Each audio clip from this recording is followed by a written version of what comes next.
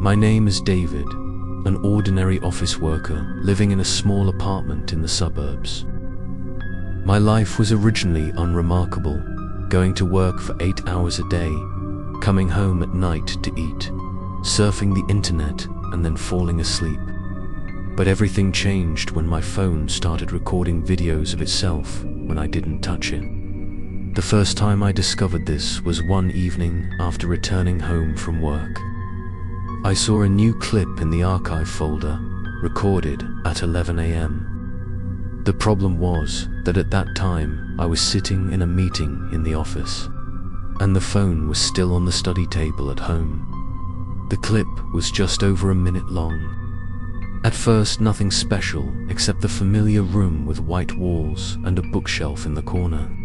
But about 15 seconds later, a strange sound appeared. It was the sound of footsteps. At first, small, distant, then gradually clearer, as if someone was pacing back and forth in the living room. I remember clearly that day the main door was locked, and no one had a key to enter my house. The footsteps echoed regularly, then suddenly stopped right in front of the lens. But in the empty frame, there was not a single person. My whole body was cold. I told myself that it was probably just the sound from outside coming in. But why did the phone automatically record that clip?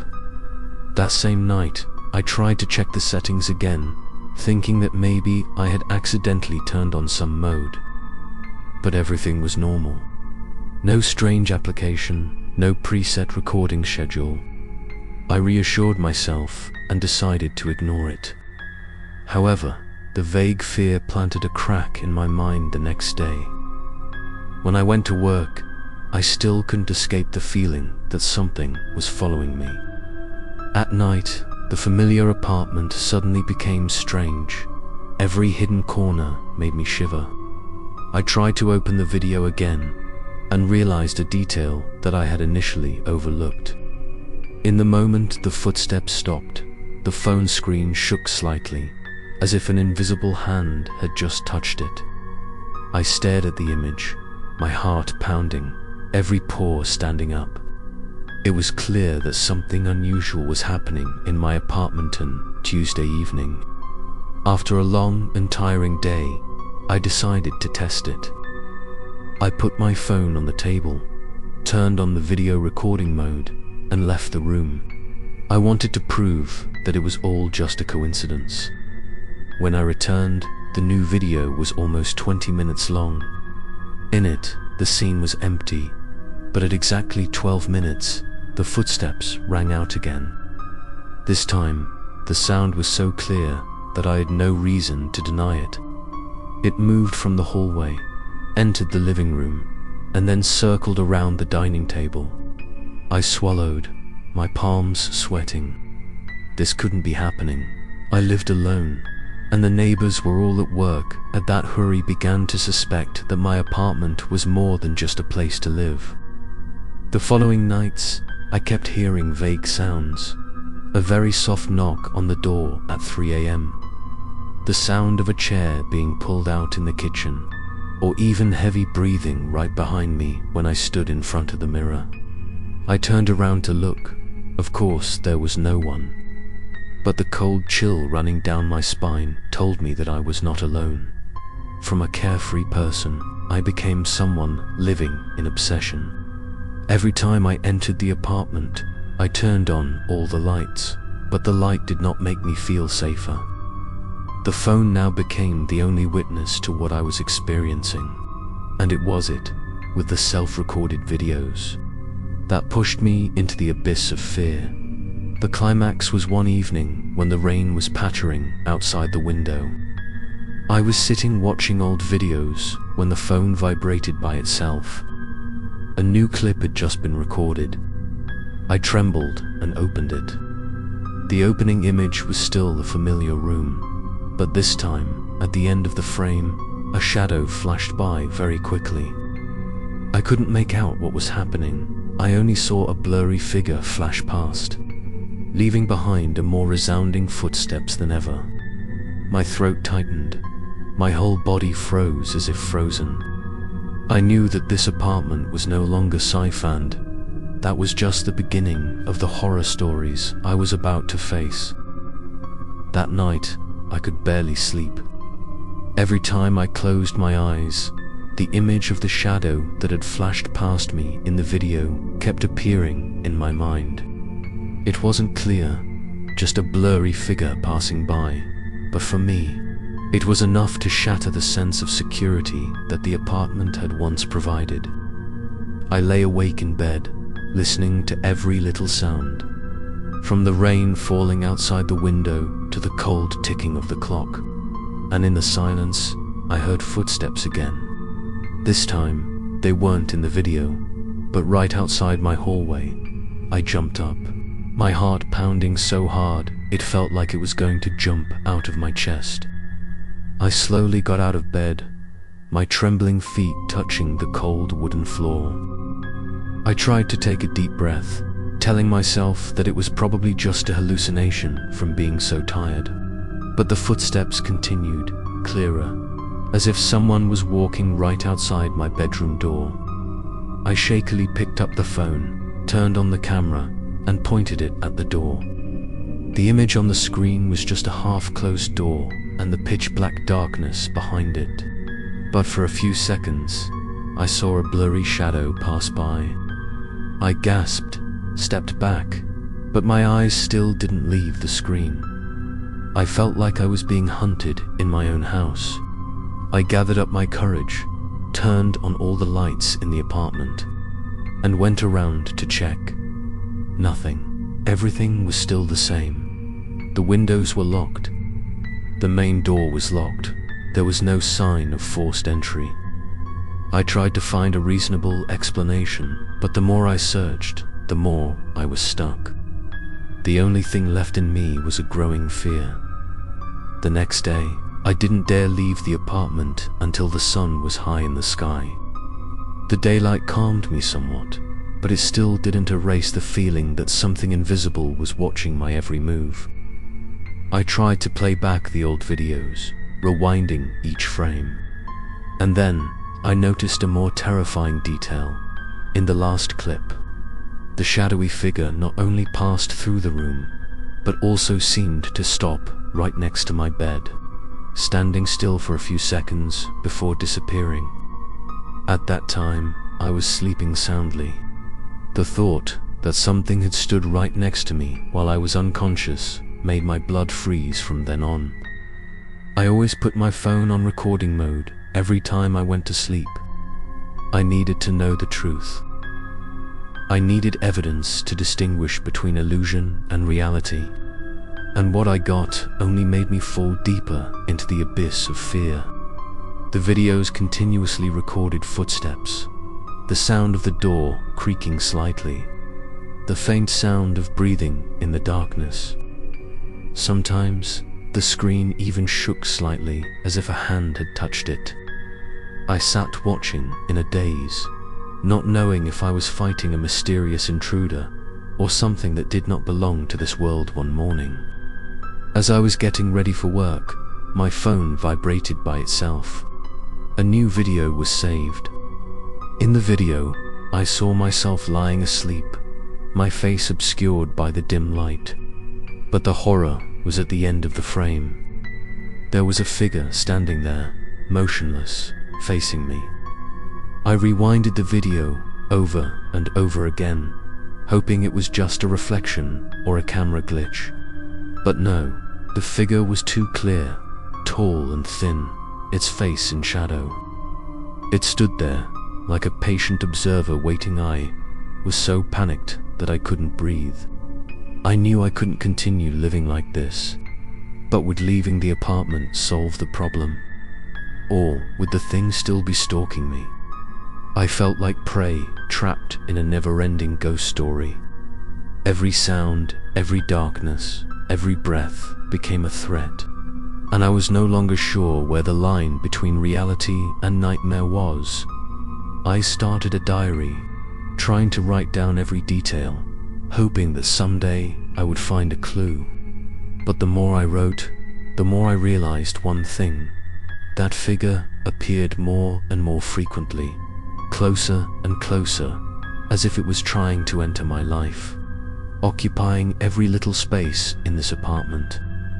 I didn't know how much longer I could endure, and then, one fateful night, when I had just put my phone down on the table to record as usual, a terrible event happened. After that night, I almost lost the ability to sleep deeply. Every time I closed my eyes, I imagined a figure standing silently in the room, watching me from some dark place I couldn't see. The apartment, which was supposed to be a place to rest after a day of work, had now turned into a prison box, a trap that I was trapped in with no way out. The air inside became heavier and heavier, to the point that sometimes I felt like I was breathing through someone else's lungs. Cold and heavy, I began to notice small but haunting changes in the apartment. The kitchen light flickered even though I had just changed the bulb. The bathroom door was sometimes ajar even though I was sure I had closed it. The dining table chair was pulled out of position as if someone had just sat there. I tried installing additional security locks, carefully checking every door and every window. But the next morning, everything was in disarray again, as if someone was living with me, but never showed their face. What was even more frightening was that the phone continued to record itself. Each new video clip was like a knife carving deeper into my mind. In one, I heard a very small whisper, like two people were talking just outside the frame. The voices were vague, not sure if they were male or female, but the way they sounded made my skin crawl. In another, the camera would pan slightly, even though I was sure it was fixed. The frame shook slightly, then a black shadow appeared close to the screen, as if leaning down to look directly into the lens. I jumped up, cold sweat pouring down my forehead, my heart pounding, feeling like I was being watched by some invisible pair of eyes everywhere. I began to doubt myself if I was losing my mind. I told this story to a close colleague, but he just laughed, saying that maybe I was too stressed, or my phone had a virus. He advised me to take a break, go on a trip somewhere to clear my head. I forced a smile, but inside I was filled with confusion. How can I explain those shadows, those footsteps, those whispers with just two words? Stress. I realized more and more that this apartment no longer belonged to me. At night, I clearly heard the sound of the living room door opening and closing, even though I was lying still in bed. One time, around 3 a.m., I woke up and saw that the phone was still spinning. On the screen, I saw myself lying on the bed, but from the far corner of the frame, there was a tall, thin figure standing motionless, silently watching. I startled and turned to look, but in reality, the room was empty. I trembled and turned back to the screen and was horrified to realize that the figure was still there, seemingly existing only in the lens. The boundary between reality and what the phone recorded was increasingly blurred. I found myself trapped in an endless haunted story where each passing day was filled with fear. I no longer knew what was real and what was imaginary. My mind felt like it was being pulled into the abyss by an invisible force, forcing me to accept that this apartment had been taken over by something that did not belong to this world one rainy night. I decided to try to face it. I put my phone on the table, turned on the recording mode, and sat waiting in the dark. Outside, the sound of the rain falling mixed with the sound of the wind whistling through the cracks of the door, creating an eerie sound. I sat still, my heart pounding, cold sweat on my forehead. Time passed slowly until I heard footsteps. It started from the hallway, then gradually moved into the living room. The phone vibrated slightly, the screen dimmed for a few seconds, and then The image of a tall, thin black figure appeared clearer than ever. It was standing just a few meters away from me, but in the real room, I could see nothing. I gasped, not believing my eyes, feeling like I was living in two different worlds. In a panic, I turned on the light. Everything disappeared. The room was empty again, as if nothing had happened. I immediately ran to check the video, and as I feared, the shadowy figure was not just standing there watching. It had approached the table, bent down, and almost touched its face to the lens, revealing a blurry, shapeless face. I threw the phone to the ground, my heart pounding, a feeling of terror rising. I knew, from now on, things would no longer stop at being watched. That presence was getting closer and clearer, as if it wanted to step into my life. After reviewing the video, I knew that things had gone too far. That blurry face still haunted me every time I closed my eyes. Even though it only appeared in the lens, the feeling of it being right next to me was too clear. The apartment was no longer a shelter, but a mysterious box, where I was imprisoned with an invisible entity. I tried to find scientific reasons to explain camera error, reflected light, even stress-induced hallucinations.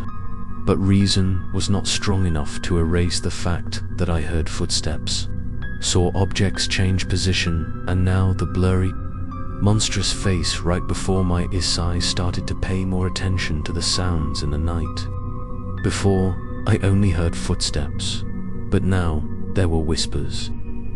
At first, it was just vague whispers, like someone was talking in the hallway. I told myself it could be the neighbors. But as time went on, the whispers became clearer, as if they were coming from the living room. One time I heard that whisper calling my name, soft and long, making every nerve in my body numb. I froze in bed, not daring to move, eyes wide open, staring into the pitch black another night. I decided to record audio instead of video. I put my phone on the table, turned on the recording mode, and tried to sleep. The next morning, when I played it back, I could clearly hear footsteps walking back and forth for almost an hour. But what was even more terrifying was that, in the middle of the recording, a voice whispered very close to the microphone. It whispered incoherent words that were hard to hear, but I recognized one sentence clearly: "I am here." As soon as I heard it, I dropped the phone. Feeling cold all over, as if I had fallen into an ice cellar, I began to wonder if something terrible had happened to this apartment. I tried searching online for the history of the building, but there was very little information. No one mentioned any accidents or murders, but that doesn't mean it never happened. The more I researched, the more I felt like I was digging into a forgotten past. And maybe that was what made me so intrigued by what was haunting this apartment. I started hearing whispers even when I was awake. One time, I was sitting at my desk working. The room was lit, but suddenly a voice called my name softly in my ear. I turned around, but behind me was only cold emptiness. Another time, while I was washing dishes, a whisper sounded right next to me, startling me and causing me to drop a plate on the floor. These sounds were no longer a phenomenon that only happened in the dark. They followed me everywhere, turning every minute into nervous torture. In a desperate attempt, I invited a friend named Michael to stay with me for a few nights. I hoped having another witness would make me less paranoid. The first night, I told him everything, but Michael just laughed, saying I watched too many horror movies. However, that very night, as we lay in the living room, footsteps echoed from the hallway. Michael jumped up, his face pale. He listened and then panicked when a whisper rang right in his ear. "Get out of here." Michael quickly turned on the light, rushed to check the main door, but everything was still locked. We both looked at each other. Neither of us said another word. Only the next morning, Michael found a reason to leave. Refusing to stay another night, I knew I was completely alone in this battle. The apartment was now like a death trap, where every wall, every crack in the door could emit a terrifying whisper. The phone continued to record inexplicable images and sounds. In one clip, I saw a blurry figure sitting right on the dining table chair, dark eyes looking straight at the lens. I felt as if things were slowly approaching a terrifying climax, where the presence would no longer hide in the shadows and, just as I feared. One night, there were no more whispers or shadows. A terrifying event occurred, surpassing anything I had ever witnessed. The next night, I decided not to sleep. I placed my phone in different corners of the apartment, on continuous recording mode. I wanted to look straight at the thing that was haunting my life, no matter how scary the truth was. The room was quiet, only the sound of rain pattering outside the glass door and the ticking of the clock on the wall. I sat on the chair, my eyes glued to the phone screen. Each second passing heavily like hours around midnight. The phone on the table vibrated slightly. I looked at the screen and my heart stopped. In the frame, a figure suddenly appeared in the dark hallway in front of the living room door. It stood still, tall and thin, its face covered in darkness, only revealing its eyes that were shining like two dying embers. I swallowed hard, my eyes wide open, my body motionless. In real life, when I turned to look at the hallway, I saw emptiness. But on the screen, it was still there, watching me every second. Tried to grab my second phone to record the image from the main screen. But as soon as I lifted my hand, the figure moved. It walked slowly towards the camera, the footsteps ringing in my ears even though there was no sound in the real room. I trembled, retreating into the corner, but my eyes could not take their eyes off the screen. The figure moved closer, leaning closer to the lens, and I saw a pale, blurred face, as if every detail had been erased. Its mouth opened, and from it came a familiar whisper. "I am here," I screamed, turning on the lights in the entire apartment. Everything disappeared. The screen showed only an empty room. I slumped down in the chair, gasping for breath, my chest aching. My reason was collapsing, but the fear was not over. When I checked the recorded video, I realized something even more terrifying. The shadow didn't just appear in the hallway. It stood right next to me in many frames, looking at me with a blank gaze. I froze, feeling like my private moments had been stripped. But I didn't know what to do but scream in despair. This apartment had become a place where every dark corner contained a hidden threat. Every object seemed to have life, and the phone became a door connecting me to another world, where someone was waiting to enter my life. I once thought of just leaving, moving to another place, but then I was scared with the thought that it would follow me. Clinging to me forever the following days, I lived in extreme tension. The phone kept recording itself without me touching it.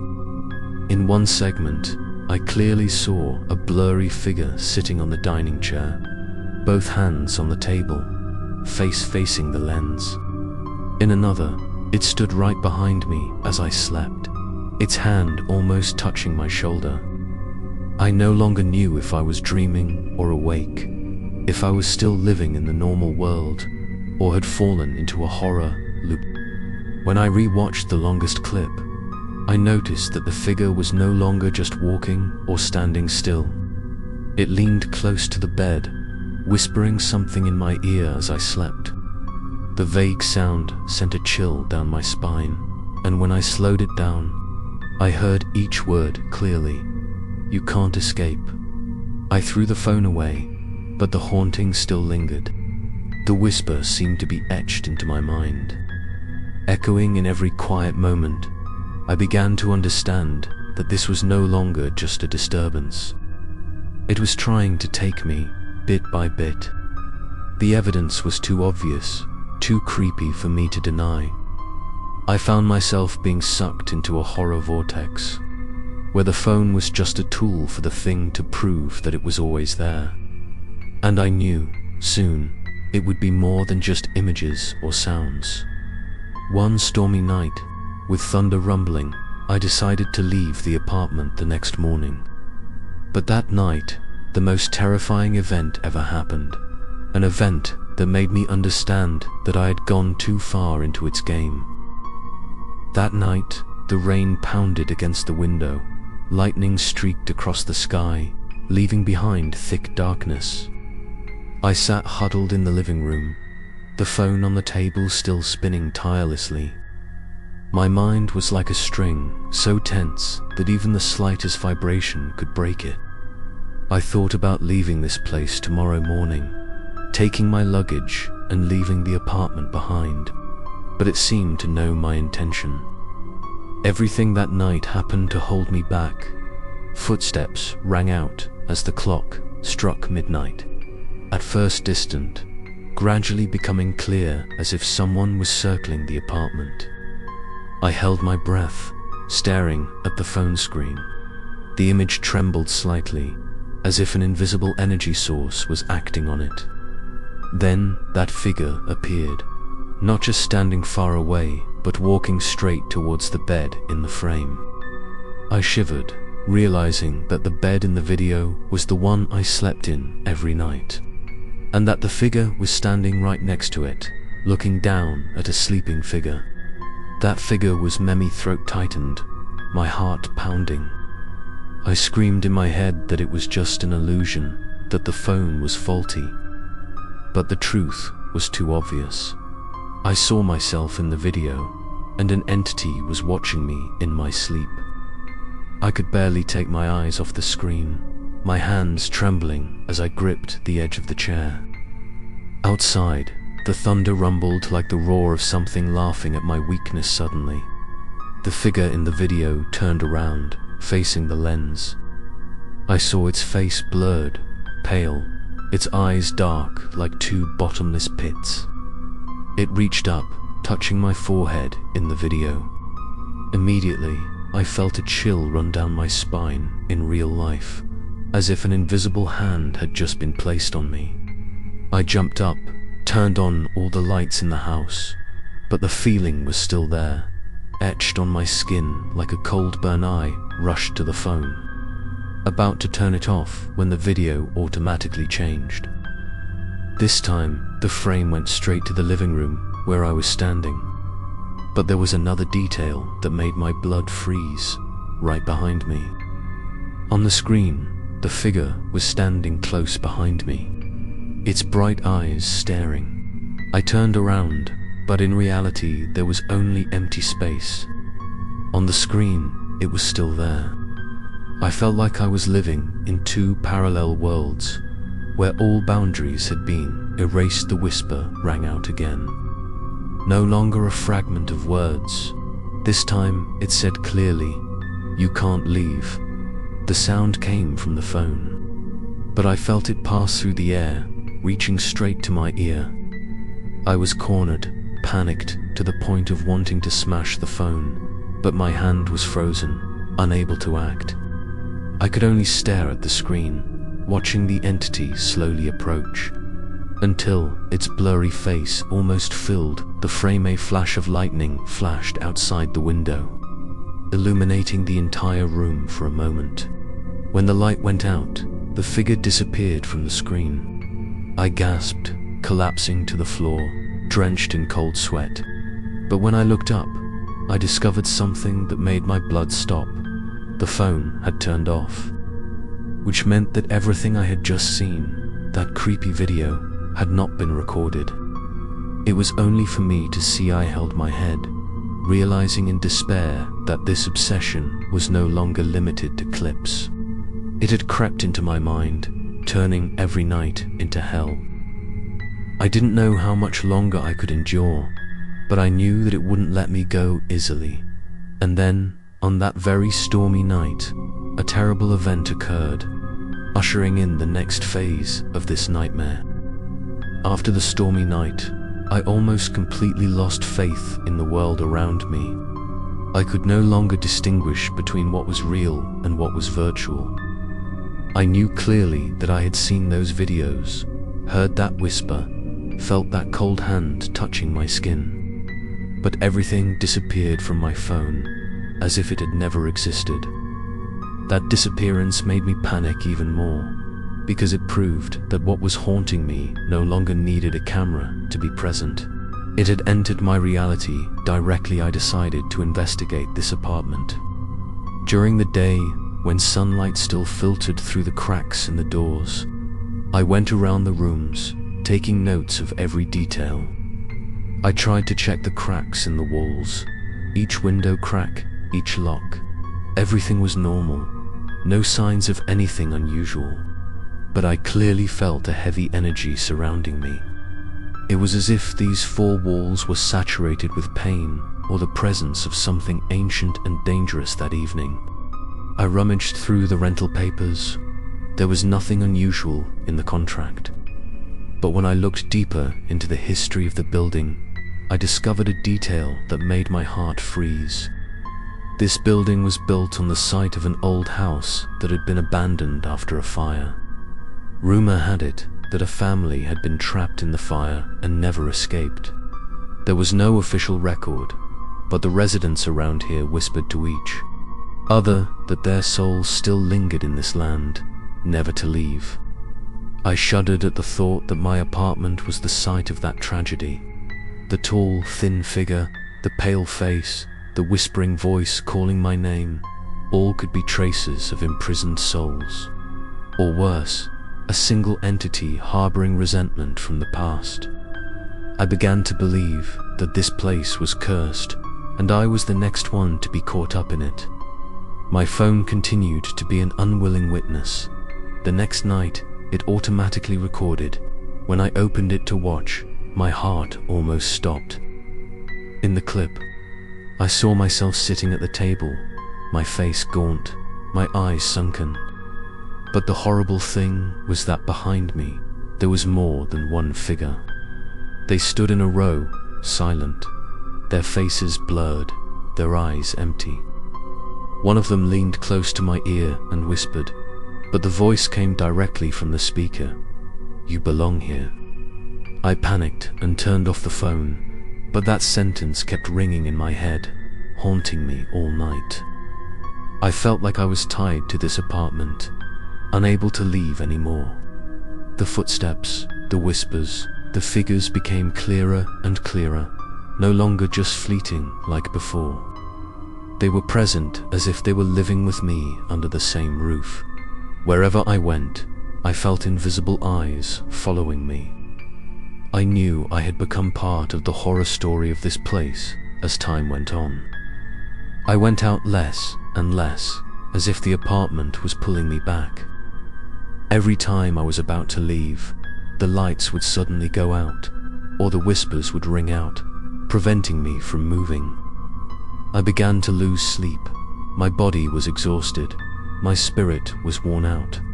But what was more terrifying was that I realized I had gradually accepted that presence.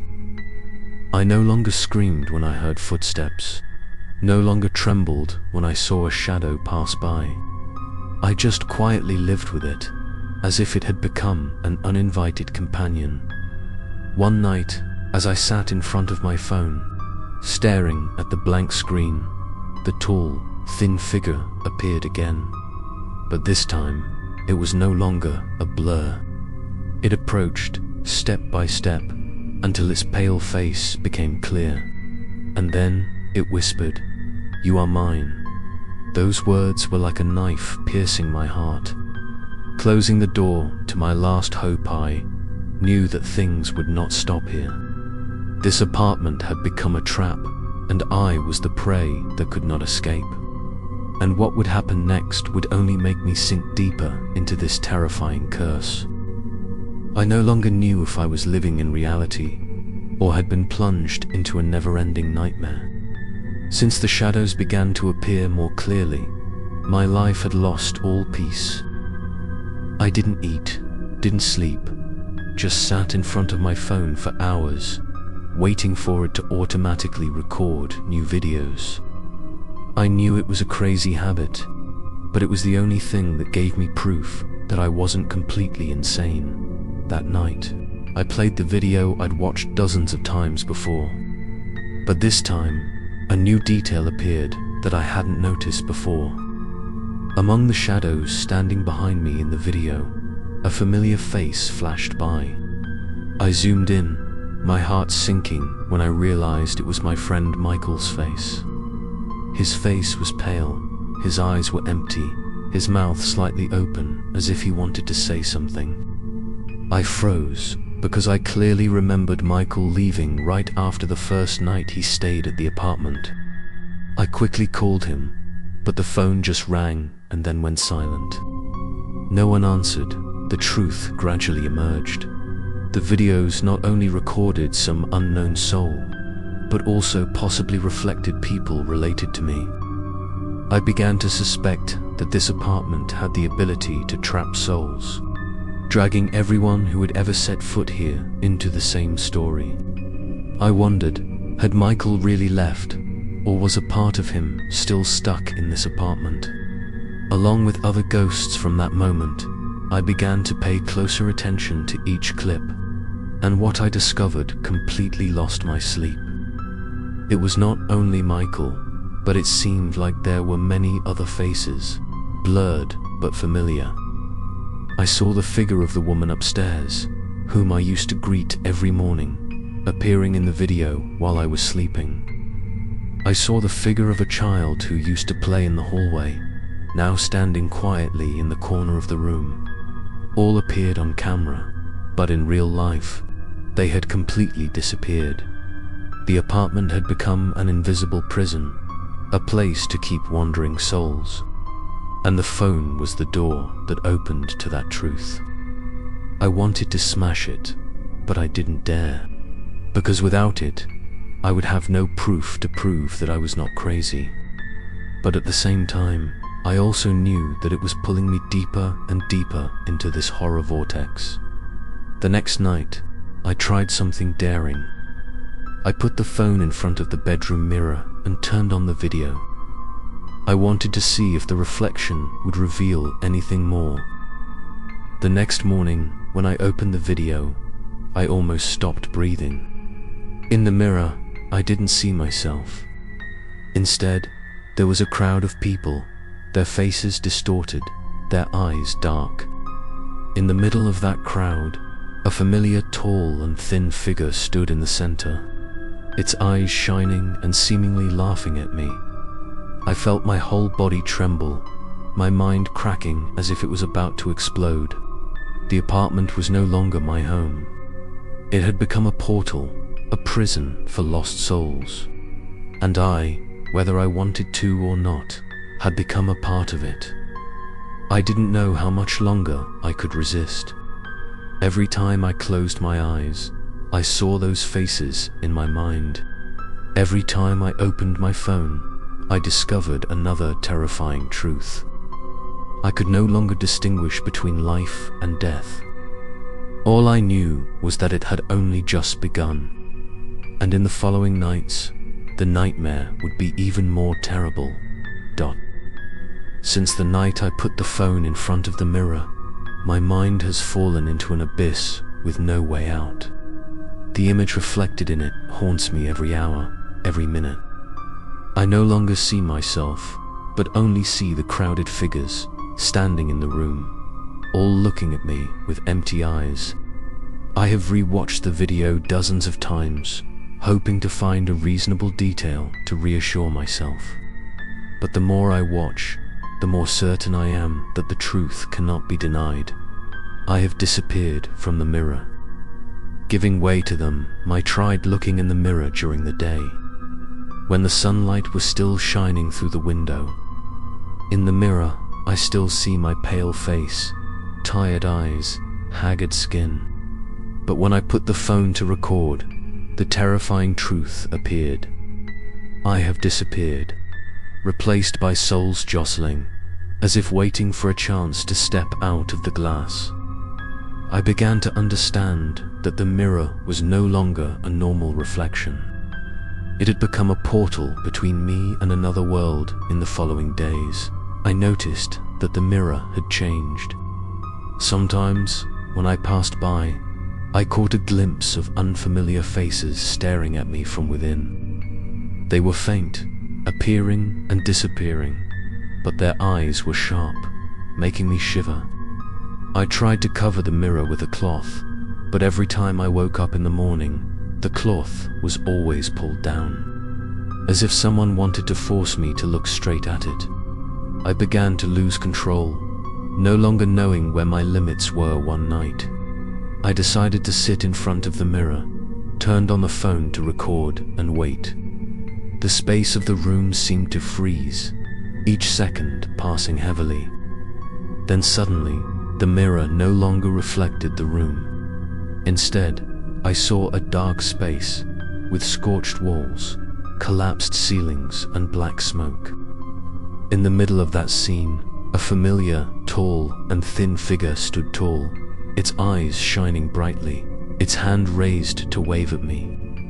I was stunned, my heart pounding violently, feeling as if I took one more step, I would be sucked into that world forever. Forever, I panicked and turned off the phone. But when I looked back, the mirror still showed that scene. I turned around, the room was still intact, nothing had changed. But in the mirror, the scene was scorched and the figures were still standing there, silently looking at me as if waiting. I knew. The mirror had now become clear evidence that this apartment was associated with a tragedy that had never been forgotten, and I was the next character imprisoned in it. Following nights, I heard a light tapping sound from the mirror. At first, it was just 3 slow tapping sounds, then a whispering sound coming from inside. I pressed my ear against it, though my whole body was trembling, and I could clearly hear different voices. Men, women, children. They didn't call my name, but the sound was like an invitation, drawing me closer. At times, I felt the cold air emanating from the mirror, touching my skin like an icy hand. I backed away, but the eyes from the mirror remained fixed, not letting me escape. I tried to break the mirror. One afternoon, I took a hammer, took a deep breath and hit the glass hard. But instead of shattering, the mirror only shook and the scene inside flashed. I clearly saw the crowd of people jostling closer, their faces distorted, their eyes empty. A small crack appeared, but instead of feeling like it was shattering, I heard a scream coming from it, like dozens of people screaming at the same time. I was scared and threw the hammer away, my whole body trembling. The crack quickly disappeared, the mirror returned to its original state. But I knew that it had given me a warning. I could not break it. From that night, I no longer dared to sleep. I sat watching the mirror, but the more I looked, the more I felt drawn in. Sometimes, I saw my own reflection standing on the other side, but it didn't move like I did. It just stood there, staring through the glass, its eyes empty. I understood that it wasn't me anymore, but some version of me trapped in that world. And soon, I might be able to switch places with it. Realized that the apartment wasn't just cursed, it was also an invisible portal. The mirror was the bridge, and the phone was just a tool to reveal the truth. I was cornered with no way out. And the next night, the thing in the mirror wouldn't just stand still. I was used to living with the shadows in the mirror, but that night, they were no longer still. As I sat staring at the phone screen facing the mirror, I saw the shadows inside begin to move. At first, it was just small movements, tilts of the head, slow steps. But then they all moved towards the glass, as if trying to break the fragile boundary between their world and mine. I held my breath, each second as tense as a string about to snap. What made me numb was not that they were approaching, but that, in the midst of those shadows, I saw another version of myself. The face was pale, the eyes were lifeless, but the body was exactly like mine. It stood in the center, its eyes fixed on me, as if it wanted to replace me at any moment. That feeling almost drove me crazy. I understood that the mirror not only reflected, but also created a distorted copy of me in the other world. I decided to try something daring. I walked closer to the mirror, put my hand on the glass. Immediately, a cold current ran through my whole body. In an instant, I felt like I was being pulled to the other side. I panicked and pulled my hand back, my heart pounding, my breathing quickening. But when I looked closely, I clearly saw the hand of the me inside still pressed tightly against the mirror, as if wanting to pull me in. Small cracks spread from where that hand touched, accompanied by a cracking sound like ice cracking in winter. I understood that this mirror had turned into a real guillotine the following days. The presence of the other copy became more and more obvious.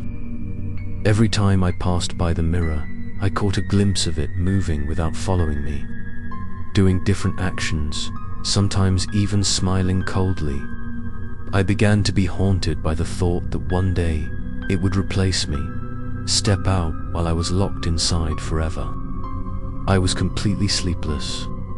Every second that passed was like a sentence waiting to be executed one night, while I was sitting helplessly in my room. My phone vibrated again, announcing a new video. I opened it and almost collapsed. In the clip, I clearly saw my clone step halfway out of the mirror. Its upper body touched the room, its face expressionless, its eyes shining. It looked straight into the lens, then whispered, "I will replace you." That voice rang out simultaneously in my head, causing me to collapse, my hands covering my ears but unable to stop. IT desperately threw the phone away, but knew it was useless. The clone had touched my world. The mirror was still there, like an open door, waiting for the day I would make a mistake and swallow me. I was no longer in control of my life. I was just a puppet, led by an invisible obsession. I wondered if I had been marked from the moment I entered this apartment.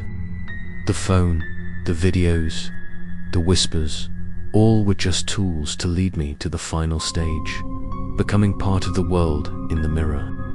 I saw myself getting weaker and weaker. My body was exhausted, my spirit was broken. In the mirror, my copy was getting stronger and stronger. His eyes were burning, his smile was getting clearer and clearer.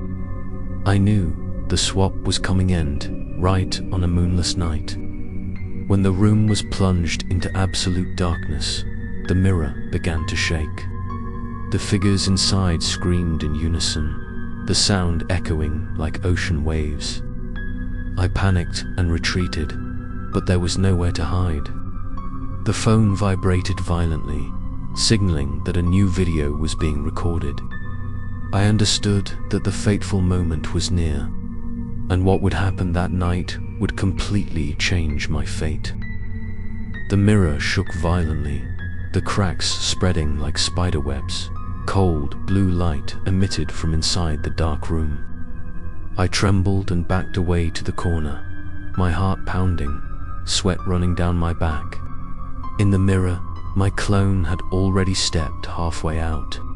Its face was expressionless, but its eyes were shining like two ghostly flames.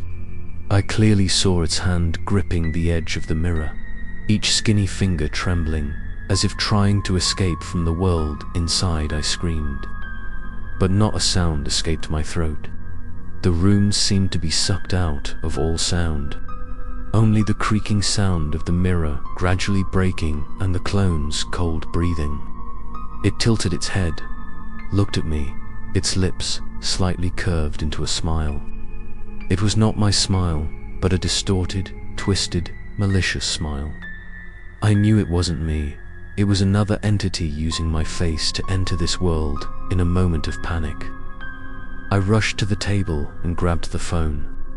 The screen shook violently, automatically recording everything. I hoped that somehow the phone could block its appearance, like it had recorded those haunting videos before. But when I pointed the camera at the mirror, the image displayed was completely different. On the screen, my doppelganger had stepped out, standing right behind me, while in real life, it was still half stuck in the mirror. I turned my head. The room was empty. The feeling of being stuck between two realities made me suffocate.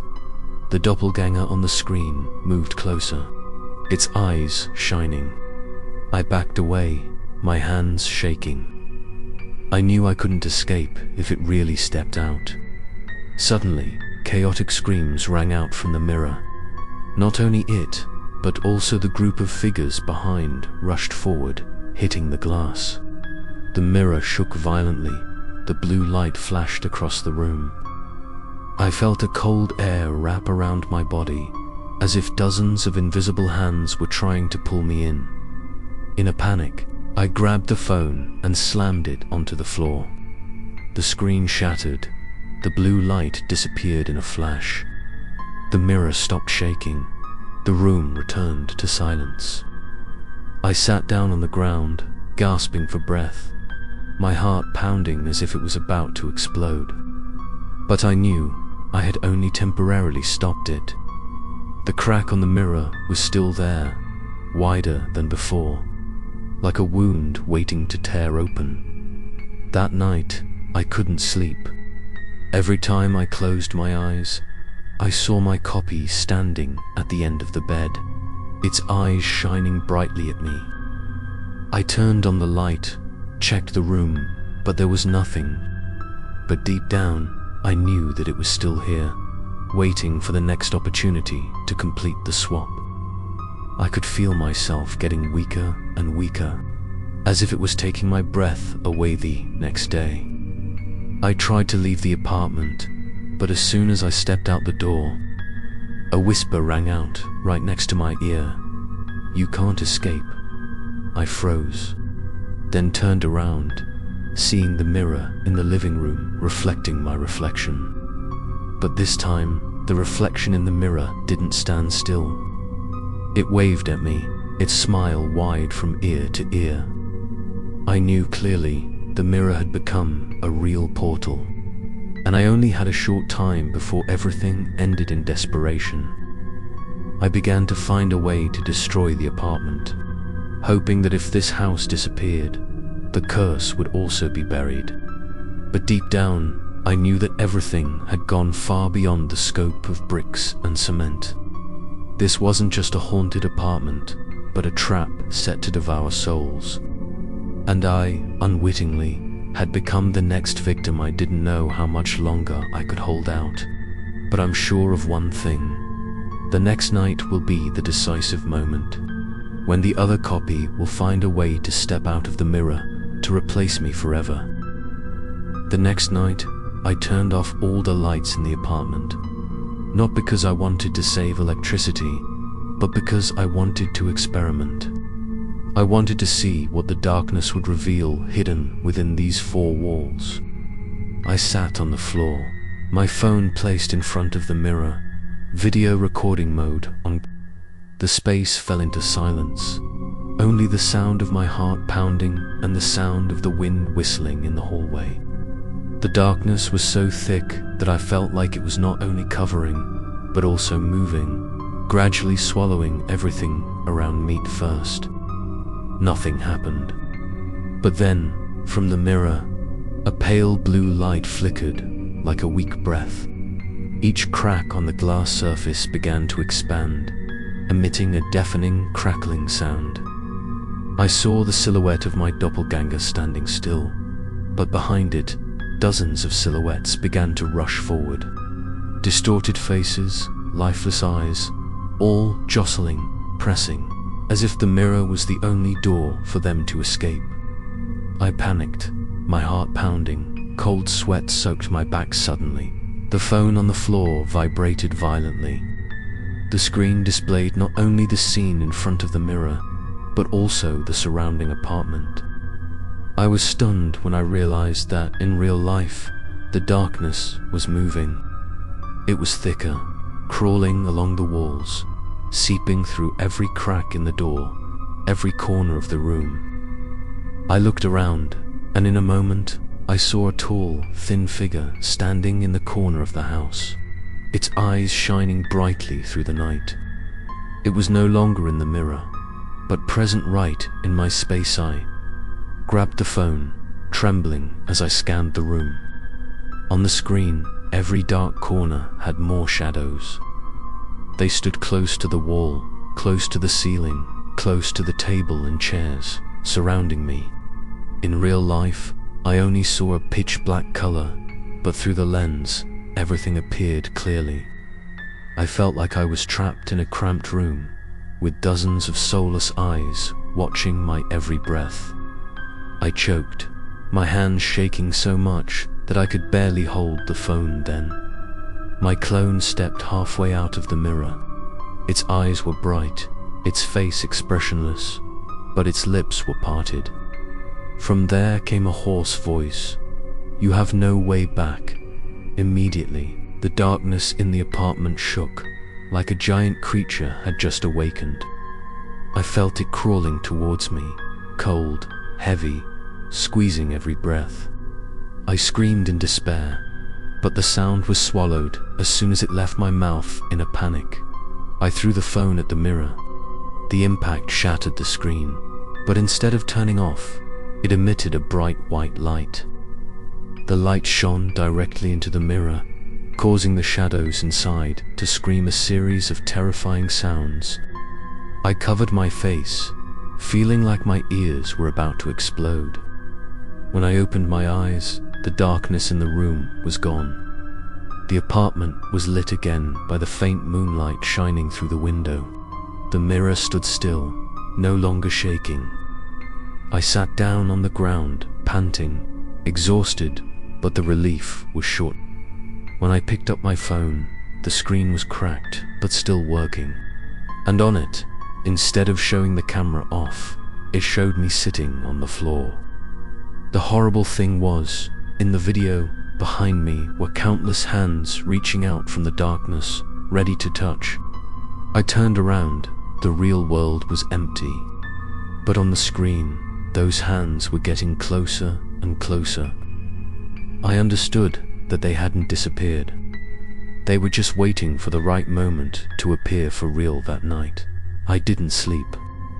I sat in the dark, phone in front of me. The mirror was silent, but the crack was still visible. I knew that it wasn't over.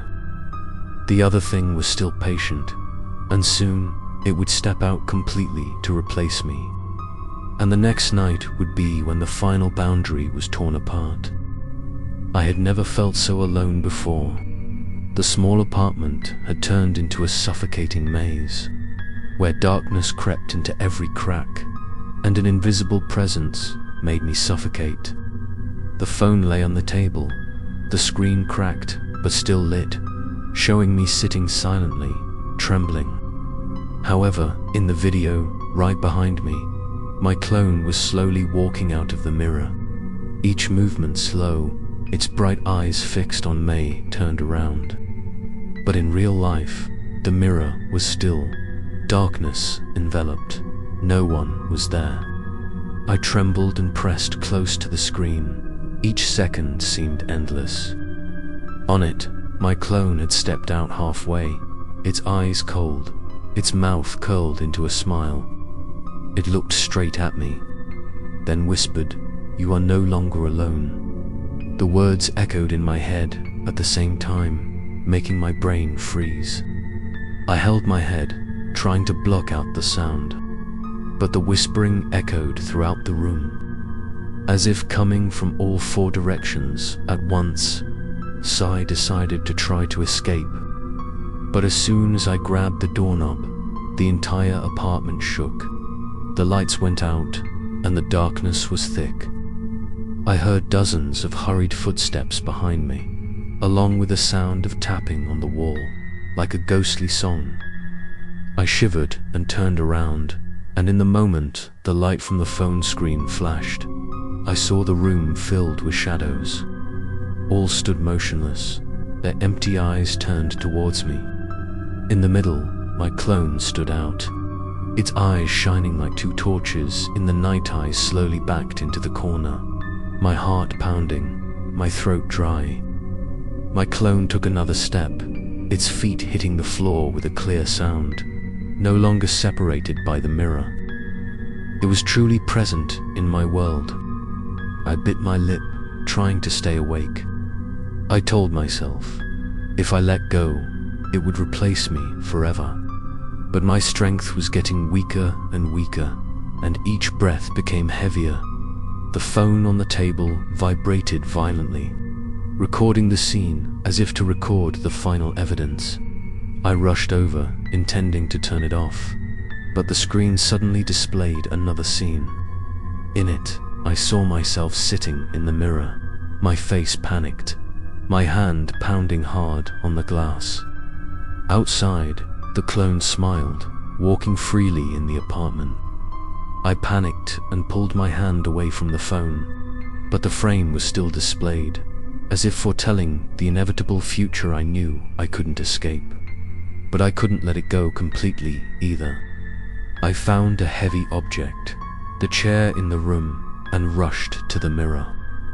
The impact was loud, the glass shattered, flying all over the floor. I fell down, blood oozing from my hand from the glass fragments. But the most terrifying thing was, in the moment the mirror broke, I didn't see myself winning. Instead, a series of black shadows escaped, filling the room, screaming madly. My clone vanished in a flash, but the darkness thickened, encroaching on every inch of space, collapsed to the floor. Exhausted, my ears still hearing the pounding footsteps around me, I knew that everything had only just begun. The mirror had shattered, the boundary had been torn apart, and the apartment now belonged entirely to them. I was alone, but loneliness was no longer my only fear. I knew that the next night would be even more terrifying, when I would have to face the other world that was pouring in. The apartment shook violently as the mirror shattered, shards of glass flying like tiny blades cutting into my flesh. I tried to crawl up, my hands bleeding, but the sight before me left me speechless. From the crack that shimmered with blue light, black shadows rushed out, covering the room like a dark wave. They were no longer confined to the glass, but were freely occupying every corner of space. Every small remaining light outside, the rain pounded against the glass door. The sound of wind whistling through the cracks of the window mixed with footsteps, ghostly whispers. The sounds created a chaotic music, making my head spin. I realized that the apartment was no longer mine. It had turned into an intermediary place, an invisible prison for lost souls.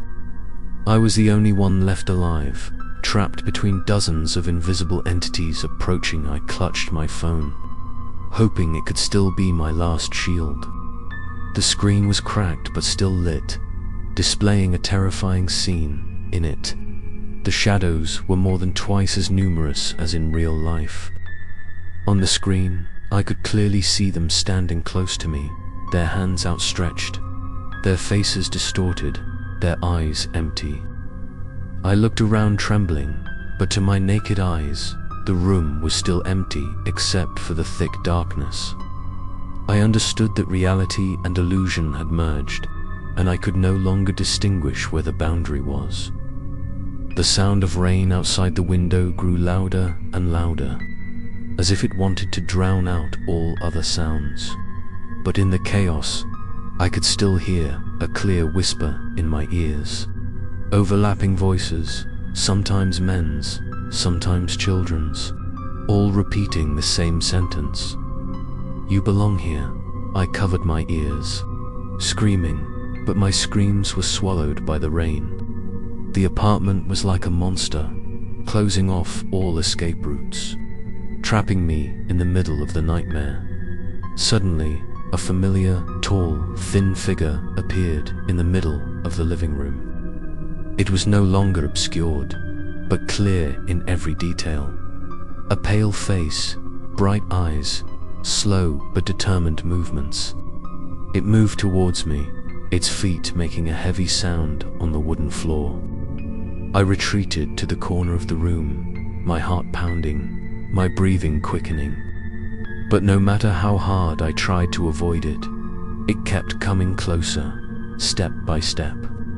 As if the distance between us could never change. Desperation, I turned my phone to face it. On the screen, the scene was even more terrifying. The tall, thin figure was not alone. Behind it were dozens of other souls, crowded together, their faces distorted, their eyes blazing, all coming together. I collapsed, my trembling hands gripping the phone, my heart about to explode. I knew I had no way back. Everything was closing in around Mitha. Sound of the rain was like a curtain now, both covering and amplifying their sound. I could hear the footsteps mixed with the raindrops, whispers mixed with the howling wind. All of them combined into a mournful melody, forcing me to the bottom of fear. I realized that this rainy night was the beginning of the end. The apartment was no longer a shelter, but a death trap. And I was just a trembling prey waiting to be swallowed. In that desperate moment, I looked straight into the face of the tall, thin figure. It leaned close, whispering in a soft but clear voice, "You will never escape." I dropped the phone, fell to the floor, my heart pounding wildly. The light from the screen flashed one last time, showing me surrounded by dozens of souls. I closed my eyes, knowing that the real nightmare had only just begun, and then, the next night was when the most terrible truth was revealed. The next night, I sat motionless in my apartment, the only light coming from my broken phone. I knew clearly that everything was coming to an end. The shadows were no longer just lingering in the mirror or the dark corner. They filled the entire room, present in every breath I took. The sound of rain still pounding outside the window, mixed with a creepy whisper, as if hundreds of souls were calling my name at the same time. I looked at the phone screen, saw myself huddled in the middle of the room, but behind, a series of blurred faces crowded together, lifeless eyes staring. In the center was still a tall, thin figure with bright eyes. It did not move towards me, just stood still and smiled, as if it knew for sure that I had no way back. I trembled, tried to breathe deeply, but my breathing was heavy, as if someone was squeezing my chest.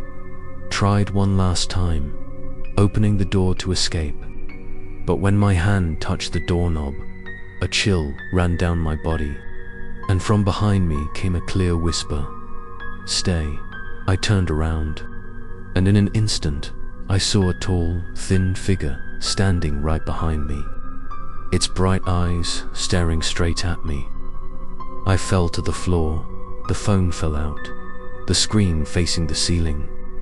In the video, the scene was even more horrifying. Dozens of pitch-black hands were crawling out from the floor, reaching up to touch my legs. I clearly felt the cold air squeezing my ankles, pulling me down. I screamed, struggled, but to no avail. The invisible hands grew more and more numerous, dragging me into the darkness. I desperately reached for the phone, but my trembling fingers only touched the corner of the screen. At that moment, the phone vibrated again, recording the final scene. Me surrounded, eyes wide open, while the tall, thin figure leaned down to whisper something in my ear. I couldn't hear clearly, but his lips moved three familiar words. "You belong." I collapsed, my whole body cold. But then, something strange happened. I opened my eyes, found myself still sitting in the room, but everything was different. The phone was still on, but on the screen, I no longer saw a tall, thin figure or a soul. Instead, I saw myself, but from a different angle, as if I was being filmed by some invisible person. I understood that the exchange had begun. I was no longer in control of reality. I had become a character in those terrifying videos. The whispers gradually quieted down, giving way to a suffocating silence. But I knew, clearly, this silence was not peaceful, but a sign of an even more terrible nightmare. And the next night, I would have to face the most terrifying thing, my own complete disappearance from this world. I don't know when I fell asleep, but when I opened my eyes, my apartment was no longer the same. The walls were distorted as if they were being squeezed. The doors were abnormally long. The objects were floating in the air as if they were melting. I rubbed my eyes, thinking that this was just an illusion due to exhaustion, but the distorted scene was still clearly present. I sat up, my heart pounding, my head spinning. The apartment was no longer a familiar space, but had turned into another world, where reality and nightmare merged together. The phone was still on, lying right next to me. I picked it up, looked at the screen, and almost let it drop. The image displayed was not a distorted apartment, but a dark forest, where rain pattered on the leaves and the wind howled through the trees. I shivered because the sound coming from the phone was synchronized with the sound of rain outside the window. I could clearly hear the sound of branches breaking, as if someone was walking in the forest. I turned back to the apartment, but saw only the walls writhing as if alive. I understood that the phone was showing me somewhere else, somewhere. I might be dragged into. Suddenly, a whisper echoed in the distorted room. "You belong there." I froze, clutching the phone, staring at the screen. In the forest on the screen, a pale blue light flashed, and from the darkness emerged a familiar, tall, thin figure. It moved slowly, in long strides, its eyes blazing like two ghostly flames. I backed away, but the distorted apartment had no escape. The walls curved, closing in, pushing me toward the center of the room. I felt like prey, cornered, with nowhere to hide. In desperation, I screamed, but the sound was swallowed by the dissolving room. I looked at the screen again, and found myself standing in the forest, drenched in rain, shivering and looking around. I turned around, but in reality, I was still in the apartment. Reality and illusion overlapped, suffocating me. I couldn't tell what was real anymore. The phone vibrated violently. The sound of rain on the screen echoed throughout the room, mixed with the howling wind in the hallway. The world around me collapsed. I fell to my knees, my trembling hands gripping the phone as if it were the last string keeping me from reality. But when I looked back, I saw the tall, thin figure in the forest was very close. It reached out to me, its long fingers reaching through the screen, as if to pull me in with it. I jerked back, but the distorted apartment pressed against me, giving me no way out. I screamed in despair, my scream echoing in the void, but no one answered. I was alone, trapped between the distorted apartment and the gloomy rainforest. On the phone screen, I knew that the last boundary was collapsing. My reality was no longer sustainable, and next night, I might completely disappear from this world, and someone else will step out to live my life. When I opened my eyes again, I was no longer in the distorted apartment. Before me was a dark, damp forest, the sound of rain pounding on the leaves, mixed with the wind howling like a long lament. I stood still, my body trembling, my shoes sinking deep into the cold, soft mud. I looked around, no lights, no walls, only countless black tree trunks rising up like giant pillars. I knew I had been pulled into the other world, the world that the mirror and phone had opened up. The phone was right at my feet, the screen still on. I bent down to pick it up. The screen displayed an image that made me freeze. In it, I was still sitting in the apartment, huddled on the floor, eyes wide open, staring into the darkness. I startled and turned to look around, but the deep forest still surrounded me. Where was I? Was I really in the forest or still trapped in the apartment? I couldn't tell anymore. Reality and illusion had completely merged. Footsteps sounded from behind. I turned around, my heart pounding. In the misty rain, I saw silhouettes standing still, their faces blurred, their eyes shining. They didn't come forward immediately, just standing still, staring at me. I trembled and retreated, my hand clutching the phone as if clinging to the only thing that connected me to the old world. But when I glanced at the screen, I saw a different scene. In it, silhouettes were approaching very quickly, much closer than in real life. I screamed, turned around and ran through the forest branches, scratched my face. Mud stuck to my feet, but I kept running, my heart pounding. Footsteps echoed behind me, urgent and heavy, like a group of people chasing me. A whisper mixed with the sound of the rain echoed in my ears. Can't escape. I tripped and fell, face down on the cold mud. The phone fell from my hand, the screen facing the ground. I shakily picked it up, wiped the mud off, and when the screen lit up, I was stunned. In it, I saw my face, but my eyes were empty, lifeless, my mouth moving.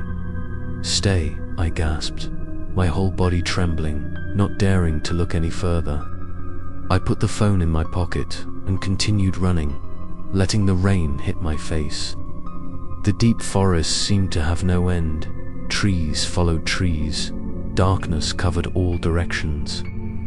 I began to lose my direction, not knowing where I was going. But ahead, in the middle of the rain, a faint blue light appeared.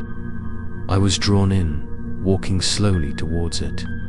Like someone hypnotized coming closer, I realized that the light was coming from an old mirror placed in the middle of the forest. On the glass surface, I clearly saw the image of my apartment, intact, lit, warm. I saw myself sitting on the chair, eyes staring into space. My heart clenched. I wanted to rush in, to go back, but my legs were frozen. From behind, the footsteps echoed again, getting closer and closer. I turned around, saw the tall, thin figure approaching, its eyes shining brightly in the rain.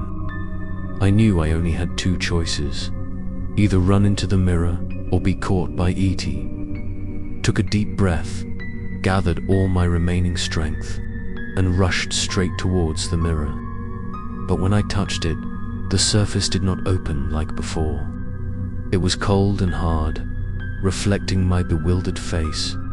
Behind, the tall, thin figure was close, its long hand stretched out like a hook.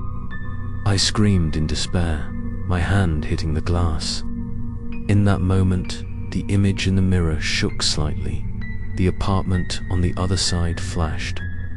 I knew that with just a little more time, I could escape. But would I have enough time before that hand touched me? The answer would lie the next night, when I had to face the final choice between freedom and being swallowed forever. My hands repeatedly hit the glass, each sound reverberating in the roaring rainforest. The mirror shook slightly, the blue light from inside reflected clearly on my dazed face. I saw the familiar apartment inside, lit up, peaceful as if no darkness had ever covered it. I longed to return, but the glass was still cold and hard as steel, refusing to open. Behind me, the sound of hurried footsteps grew closer, heavy and slow, but sure. I knew that person. The tall, thin figure was very close. I pressed close to the mirror, desperately screaming. "Open it!" My scream echoed, mixed with the sound of the rain hitting the treetops. But instead of a response from the mirror, the image of me sitting motionless in the apartment appeared, my lifeless eyes staring. My heart sank as if I had been replaced, and I was just a lost person in a nightmare with no way out. A whisper rang right next to my ear. "It's too late." I turned around. The tall and thin figure was only a few steps away from me. Its eyes were shining brightly, shining through the rain, its long arms stretched out. I backed up to the mirror, my whole body trembling. I knew I had only one last chance.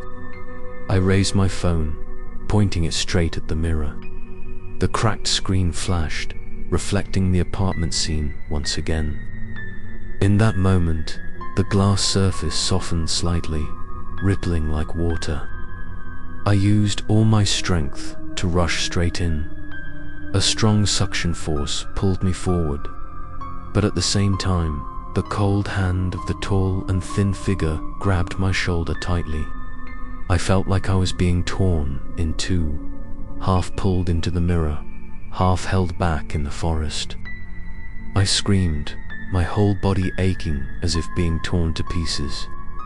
In the moment of near death, I gripped the phone tightly and slammed it against the glass from the inside. The explosion flashed, the whole forest shook. I fell, my eyes blurred, my ears ringing. When I opened my eyes, I found myself sitting in the apartment again. The lights were on, everything was quiet, no more rain, no more darkness. I sat down on the floor, drenched in sweat, my heart pounding. I thought I had finally escaped, but when I looked around, the apartment was too peaceful, too quiet to be normal. I walked to the mirror in the room. It was intact, no cracks, no blue light. But what made me freeze was the reflection in the mirror. In it, I didn't move at all. I just stood there, eyes lifeless, mouth slightly smiling. I recoiled, cold sweat running down my spine. Had I really escaped, or had I just changed places with another version? My phone vibrated in my pocket. I took it out, the cracked screen still lit. On it was a newly recorded video. I was standing in the rainforest, eyes lifeless, smile distorted. Behind me, a tall, thin figure silently watching. I dropped the phone, my heart heavy. I understood that I hadn't escaped. I had just entered another chapter of this curse, and the next night, the truth will finally force me to face my destiny. I sat motionless in the apartment, my back against the wall, my eyes glued to the mirror in front of me. It was intact, bright, reflecting my trembling image. But I knew this fake piece was just a fragile shell. In the mirror, my eyes were empty, my lips curved into a faint smile. That smile was not mine.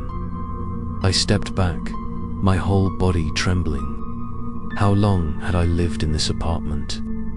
A day, a month, or just a few minutes in a dream with no way out? The phone on the floor vibrated. I picked it up, my hands drenched in sweat. The screen displayed a newly recorded video. I shakily clicked to watch, and immediately felt my blood run cold. In the video, I saw myself sitting in the apartment, but I was not alone. Behind me, a tall, thin figure stood tall, its hand placed on my shoulder like a possessor. It bowed its head, its lips moving. I turned up the volume, my heart pounding, and heard a soft voice. I've been waiting for you for a long time." I dropped the phone, retreating to the corner. The room suddenly became cold. The breath was hazy like smoke. I knew that its appearance was not accidental. This was not just an obsession, but revenge. But revenge for whom? And why was I the one chosen? I remembered the rumors about this building, about the family who died in the fire. Had I accidentally taken over their apartment, and now I was paying the price for a presence that did not belong to me? Night fell, the wind howled in the hallway, the rain beat against the glass door. I tried not to look at the mirror, but my eyes unconsciously turned there. In the mirror, I saw myself still sitting motionless, but my eyes were increasingly unfamiliar. I no longer recognized myself. Then suddenly, the image in the mirror stood up, while I was still sitting still. I was stunned. It stepped out towards the mirror, its eyes shining, its mouth twisted in a mocking smile. I screamed, but the scream echoed from within the mirror, not from my mouth. I panicked, trying to run to the main door, but the doorknob wouldn't budge. I pounded hard, screaming for help, but the hallway outside was silent. When I turned around, I saw a tall, thin figure standing in the middle of the room, its eyes illuminating the entire apartment. Next to it, the mirror version of me stood shoulder to shoulder, a crooked smile. I understood that they were no longer hiding their intentions.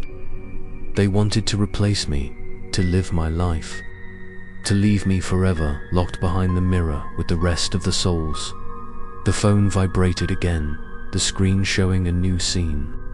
In it, I saw myself standing in the hallway, knocking on each apartment door, my face lifeless, my eyes shining pale blue. That person, or that thing, was no longer me. It had stepped out, carrying my body. I shuddered, dropping the phone. I no longer know if I am sitting in the real apartment or if I am trapped forever in that reflection. I only know one thing. This revenge has been planned for a long time, and I am just the next victim. Tonight, I clearly feel the change. The space around me is heavy, as if the walls are breathing.